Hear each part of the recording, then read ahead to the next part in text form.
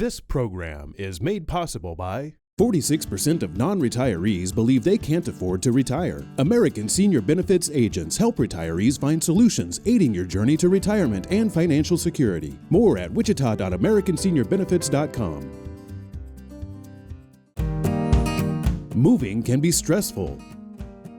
Whether your move is local or long distance, 2 Men in a Truck can help. More at twomen.com. King Senior Solutions, educating clients and offering solutions for Medicare beneficiaries. Personally selecting the plan that fits your needs. More at kingseniorsolutions.com.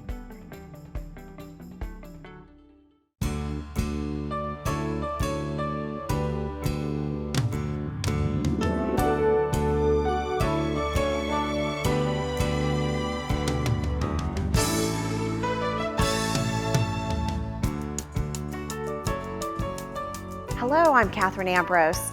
Welcome to a new show, Empowering Seniors. This is a half-hour program designed to equip, educate, and empower seniors and their loved ones on specific topics related to aging and all things senior.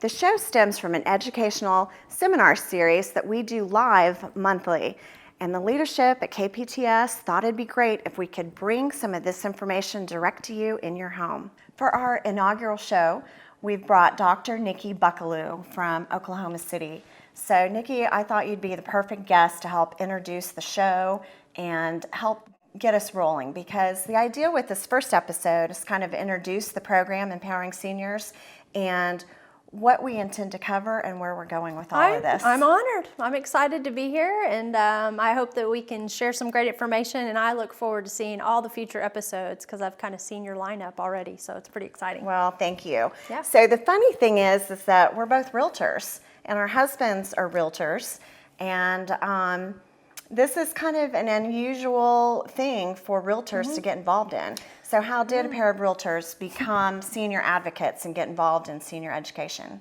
Well, I know how I got involved, and I have a pretty good idea of the fact that we're doing some same things very similar. In 2000, I'd been selling real estate for about 10 years, and I got bored, went back to school, got my master's in counseling, and interestingly enough, I was counseling people in nursing communities and assisted living and senior housing, and found that a lot of their circumstances were, in my opinion, unnecessary. And it was like, as a therapist, I couldn't really help them after the fact. And I went back and told my husband, I said, you know, we could actually, as real estate agents, be better support and more helpful to them before they made the move. And it was just one of those moments where you go, this is really what I should be doing with what I've learned as a therapist, right? So I'm no longer a therapist. I'm a real estate agent. I call myself a coach now. And from that experience, our real estate team turned into a national coaching and training company, which is how you and I hooked up. Right. You know, and now we have agents all over the country, and you're one of our top agents working with seniors. So I think that may be one of the best honors for me being here. So thanks for that. Well, thank you. Yeah. So you and I actually spoke on camera in 2012 when I interviewed you about your business. Oh, that's right. And you suggested that my husband and I focus on seniors then. Oh, and I thought about that. I thought, oh, that's so nice. But so you're a slow learner, is that what you're telling me? I am a slow learner.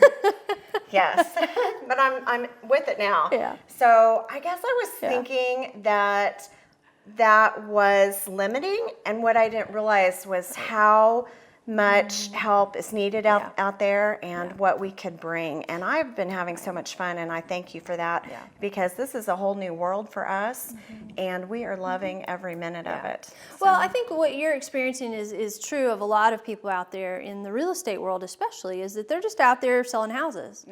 And you went through some life stuff that caused you to rethink your career, right? Both family and personal. And I think when you said, I want to have a business that has purpose and meaning. Right. And what does that look like? And now here you are, every day you get up, and something like this show in and of itself is about adding purpose and meaning to other people's lives, right? Right. Yeah. So, and I think we're both alike that way, yeah. where I have to feel very passionate about what I'm doing. I have to feel like I've really got a purpose and that I'm doing something that benefits other people. Yeah. And so that's what we're going to share today, right? Absolutely. This is some stuff that hopefully they'll be able to take and use and they'll benefit from, yeah? Right, and so to help seniors right away kind of understand what this whole thing is about, I want to talk about the book that you introduced me to. Like, I think maybe the first book you introduced me to, and you brought it today. Yeah, I brought it today. The David Soley book, Yep. How to Say It to Seniors. This little book we bought on Amazon, after going through a master's degree and a gerontology bachelor's degree, nobody had ever introduced me to this book, How to Say It to Seniors. And the subtitle is Closing the Communication Gap with Our Elders. David Soley, you're right. It was my aha moment when I read that book that we as real estate agents and other people working with seniors were missing part of the picture, right? Like, we go in and talk to them about selling their house and they go, yeah, I need to sell my house, but there was something else going on and I wasn't quite sure what it was. And he talks about those developmental phase of life tasks that people are grappling with in some cases, right? Some people breeze right through, no problem. Other people may be dealing with these in a little bigger way. One of them being legacy, right? How many people do you meet, Katherine, that their home was their forever home? Right, a lot. Right, yeah. And maybe they raise their children there and they see that as their legacy. Even when they pass on, they expect their kids to have that home, or they expect that. So we deal with that pretty often. And then, of course, there's the developmental task of maintaining control. And how he puts it is maintaining control in a world where time is running short, right? Maintaining control in a world where time is running short. And they're dealing with the fact that they may need to give up their home, and they're not necessarily choosing it. It's kind of the lesser of two evils, right? And so he talks about that. But what I love about it is he talks about it in relationship to the developmental phase of life tasks of the middle agers, right? Those of us who are trying to help our parents. Right. Do you ever have clients that clash with their kids? Well, absolutely, and vice versa. Yeah. And sometimes it's because they're looking at life a little differently than their middle-aged kids are looking at life. And so, but you had asked me from my doctoral research a little bit about that third piece, right? Right, which I thought was very interesting. Well, it didn't come up in his book, but it's in a lot of the other academic literature, and that is that we're seeing a lot of people who are meeting with us to sell their home who didn't ever expect to be in the position they were in. Right. They didn't plan for that. Like, they bought their forever home, and I have one person I talked to that they were in their third forever home. Yeah. And they were selling it.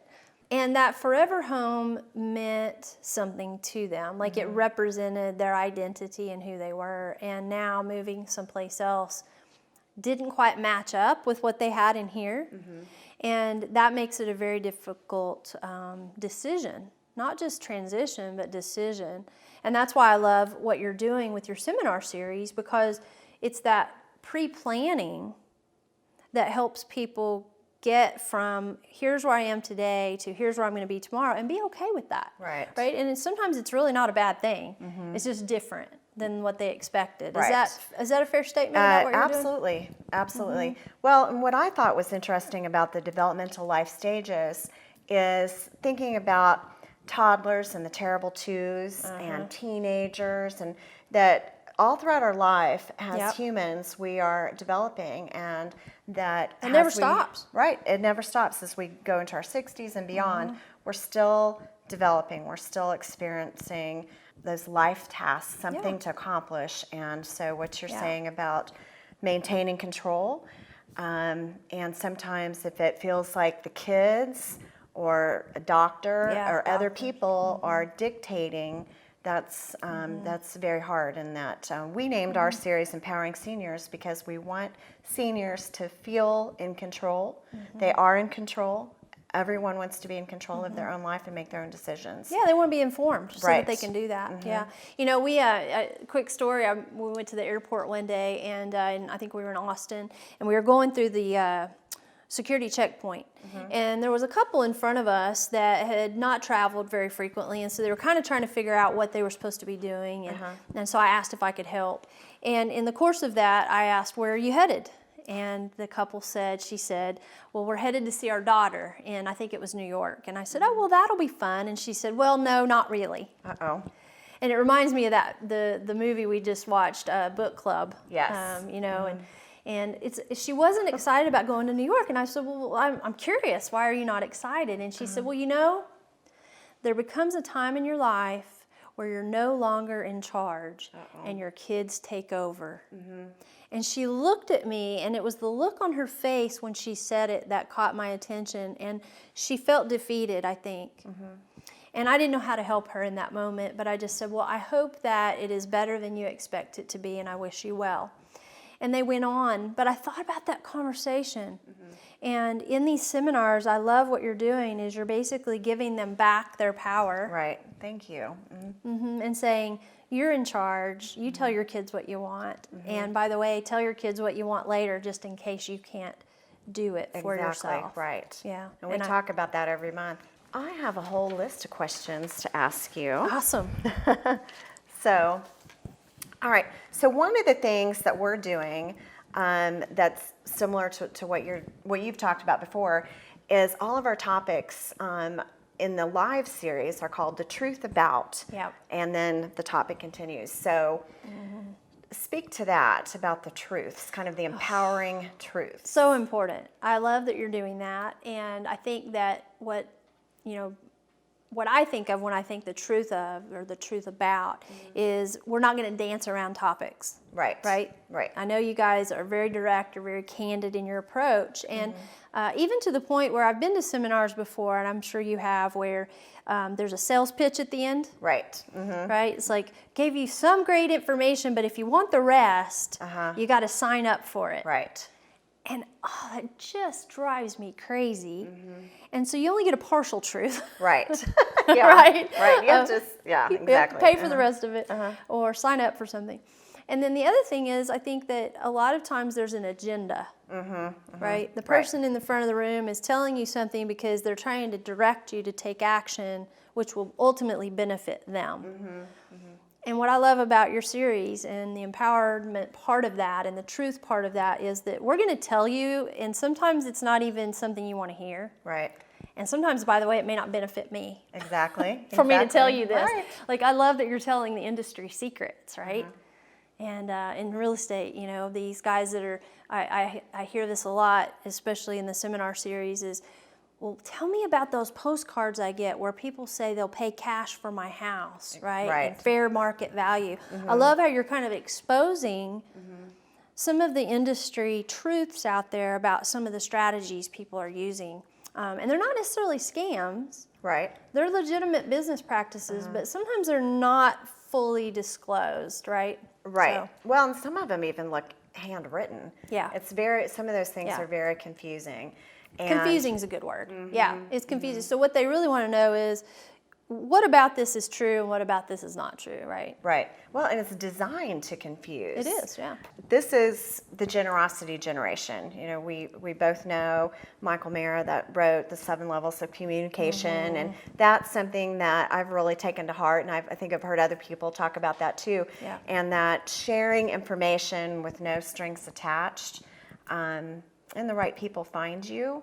But you're also just putting good out there. Yeah. We're not, it's not one of those programs like you were talking about where they almost kind of lock the doors. Right. And you get your meal after you fill out the form Yeah. and set your appointment. Yeah, I've been to some of those too. But you know, Katherine, and you mentioned, you know, we do a seminar series too that's similar. And what I realized after having done one for about 3 years and then starting a new venue, people are going to be a little hesitant. I guarantee you there are people listening to the show today who are going, oh, what's the real deal? Right. And it'll take a while for people to believe you, right? Like they're going to make you prove it, and that's okay. Absolutely. That's not a problem. Right. They should, and I'm glad that they do. Yeah. So planning and preparing to face these things oftentimes is a process, not an event. I had someone call me and say, oh, I'm really interested in your seminar series. Now, if I come to one, am I going to know everything that I need to know? No. Yeah. And that's similar Right. to like our background in real estate. Oftentimes realtors would say, why would I go back to that training or go to that convention? I've been there before. And what I would always tell realtors is that you keep going to training because it helps your mindset. It just is there to just kind of turn the knob a little bit, open you up. You might hear something different that you didn't hear another time. Sure. Everyone presents something differently. Right. Every time we speak to an expert, And it there's all gonna begins be to different tie things. together too, don't you think? Absolutely. Well, it just helps people process. Sure. While people are talking, you're kind of making those connections in your head and thinking about what you want to do. I've been to many classes where I listen to a speaker or a lecturer and I'm taking notes, and then what I didn't realize is that I missed 2 or 3 things they said Right. while I was focusing on that one point, right? And not to mention, I think you've got a different lineup of panelists every time anyway. So one person may talk about downsizing or liquidating or decluttering in one way from one perspective, like from the organizer's perspective. Right. And another one may talk about it from the stager's perspective, or for the real estate perspective, or the move management perspective. 2 totally different perspectives on the same topic. Right. Which will help people put things together a little bit better. Right. So, and I've noticed that when my husband and I attend a seminar or attend something, and we're on the plane heading back home, he has something to say that's different than what I heard. You know, you pick up different things. Yeah, And so for sure. just being in a learning environment, I think is really good for people. Well, let me just say this about that. I think that there are people who want to be empowered, and that's why they're coming. And I think if they take away one thing from this segment or from your seminars or from a conversation with someone and they feel empowered, they'll continue to do it. If it's not empowering, they'll quit doing it. Right. Because that's their goal, is to become empowered. So that's why I say I love the name of the series, because that's going to attract people who want to be empowered. So what age groups do you think benefit from some of the topics that we're doing? Because we'll be talking about downsizing, decluttering, Yeah. legal issues, scams, just everything that you could possibly imagine that seniors might have an interest in. And I've been told some people, like, oh, you can't say senior if you're talking to boomers. And my feeling is like, let's just be real. Right. And Own your age. so Yeah. We all benefit from education. So they're going to benefit to the degree that they choose to benefit naturally. But I will say that there are a range of ages out there where, you know, people are in denial about getting older. And then there are people who are perfectly content with their age. And I had a lady tell me just last week, she said, I'm 89. And I said, well, that's awesome. And I really didn't know how to respond to her. And her response to me was, well, I'm quite proud of that. That's good. And I said, as you should be, you know, and I think that people reach a point where it doesn't matter what their age is, they're going to be proud of who they are.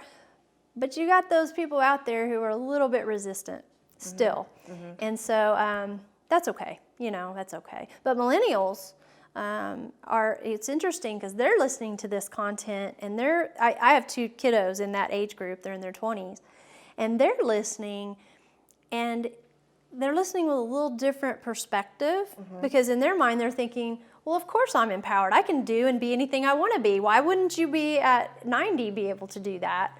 Because they grew up in a little different world. So it's an interesting education for them that not everyone feels the way that they feel.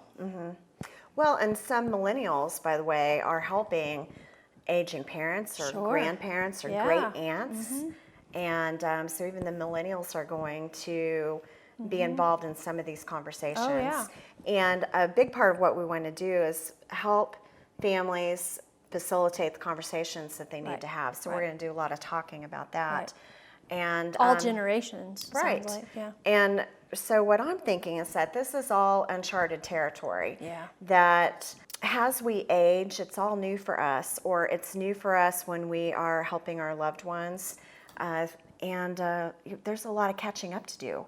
And that's what the series is about, is to help people kind of catch up and get some tools and resources so that they can deal with this phase of life and have maybe better outcomes and plan a future by design. Yeah, I like that, by design, right? Then rather than By default. Yeah. Right. And that, you know, if you really want to be in control of your destiny, there's some planning that comes through that. Not just financial planning, right? I think Right. some people are used to doing financial planning, but they haven't done some of this other planning, life planning. Where am I going to live? When am I going to move if I move? Who's going to take care of me if I need it? Who might I need to take care of in the future, right? Nobody seems to be planning as much for that as they are their financial future. Well, and if you think about how much we might plan on when a child starts kindergarten, what school they're going to go to, what college they're going to go to, you kind of plan through your whole life for sure. Yeah. And sometimes there's less thinking about a particular school than there is about what happens next. Yeah. You know, I equate it to you're in Kansas, I'm in Oklahoma, so we're both used to having tornadoes. And I often say to people, do you have a plan if there were a tornado warning, what would you do? And they all say yes. There's a basement, like in this beautiful model home, there's a basement, you know, or someone has a storm room or a safe room. And I say, do you ever hope you have to use it? And they're like, oh no, I never want to have to use it. Right. But yet you have a plan. Right. And they're like, well, of course I have a plan. Well, here's the thing, we're all going to get older. Right. Right? We're all trying to get older anyway. And so if we're all trying to get older and we all intend to get older, wouldn't it make sense to have a plan? And that's why I love what you're doing, is you're helping people plan. Well, thank you. And I love that analogy. Now, in Kansas, we joke about when the storms come, Everybody we goes all to the run front porch. outside, you grab your drink and you go outside. Yeah. But we still have a plan. Right. If Just it gets in close case. enough, you would go down, right? Exactly. Yeah, gotcha. Yeah. While tornadoes may or may not hit, life hits everyone. Do you have plans to address what life throws your way? And where are the gaps? Planning a future by design helps prevent a future that just happens to you by default, where hasty decisions have to be made in an urgent crisis mode. Those aren't fun for anyone, and they prevent us from living our very, very best quality life. So it's okay to live for today, but also plan for tomorrow. Then we can share that plan with your friends and your loved ones, so our future is one by design, our own design. So let's talk about this series, because the seminar series that just a handful of us are doing around the country is very new. And I think this is the first television program, maybe anywhere in the country, certainly among our peers or among anyone that we're aware of. It's the only one I know of. Yeah. Tackling senior topics. And so we're very proud of Wichita, Kansas and KPTS Public Television for bringing this program here. I am very proud as well that you guys are doing this. And here's the difference. There may be some shows out there talking about people and their health and, you know, how to stay out of the hospital and that kind of thing. But your approach is empowerment. Right. It's planning ahead, and it's a different perspective. So. Well, and it's a perspective that is for seniors, Right. so that they can decide for themselves. And so it's not about seniors, but it's to help them. Yeah. So. Because they're smart people. Absolutely. Right. Oh, and I wanted to say too that the feedback that we've been getting from our seminars has been really interesting, because out of our first seminar, Living to Be 100, we had some great discussion, and some of the feedback we got is that I learned that I had value. And that was so touching to us, because sometimes I think we forget our value. And they learned that. So there was someone that went to your seminar who learned through that seminar that they still had value. Wow, that's powerful. Because we talked about wisdom, that we all have wisdom to share. And maybe some of the concepts, like rather than retire from something, retire to something. Think about how you can use your wisdom. Right. And we talked about memory jars, that you can write down little snippets that you would like to maybe gift to someone, you know, just little things as you think about it, and pop it in a memory jar. So we had a lot of great conversation, and that was really something that we want we want to honor our elders, and, Yeah. and we want to be honored. And we you want to be know? honored. Yeah, Exactly. it's not going to be long before you and I are the That's- ones that are the elder, and I'm actually very proud of that. I look forward to it because I know I have enough mentors in my life in the age groups 80 and beyond. That I'm not scared of it. I don't know about you, but Right. yeah, No, not scared of it. And certainly Looking forward to this it. is good training for it. Yeah, right. Because I'm learning right along with our Yeah. attendees and with our audience by bringing brilliant people like you to share insight and wisdom, and we really appreciate you. Thank you. I appreciate being that. here, Nikki. Thank you. Most of all, I'd like to thank our viewers and KPTS for helping us bring these conversations into people's homes. They're so important, and we hope you help spread the word and you come back next time to Empowering Seniors. I'm Katherine Ambrose.